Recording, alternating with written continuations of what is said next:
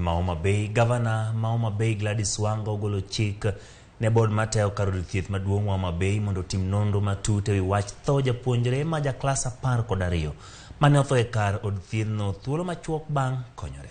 Velma Nita Ochieng mane dhi timo penj mar klas 12 Nyajanja Mixed Secondary School ne owito ngimane chieng' wuok tich bang' konyore e yor pala ka familia mare to seyo jochiw thieth kuom ne nyiso nyau e tijegi ma giwacho ni ne okelo tho mar nyakono. Wanga ne otimo limbe kar od thiethno kendo golo chik mondo tim nonro e yango gima dine kel tho mar Velma.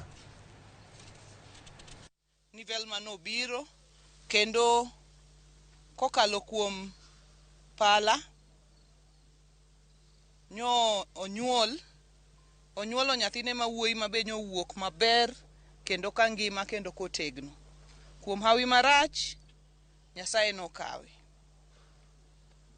Mondo ripodni obed ni koro en ripot ma orumo, ne warito mondo jonyuol mag Velma chunygi okwe, kaito ka chunygi osekwe to ginyalo bedo ka koro itimo postmortem mar nyathini mondo ng'e ni thone nowuok kanye. Report mayudo ni en report mokuongo manotim gi team mar ospital kotel ne gi bende gi waziri mar health.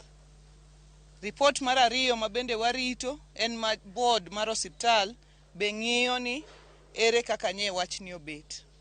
Report mar adek en report mibro losi koselosi gi bende anyuola gi familia ni ang'o manyo timore seche manye gimbe nye gineno. Kaito wabro yudo report kanyakla.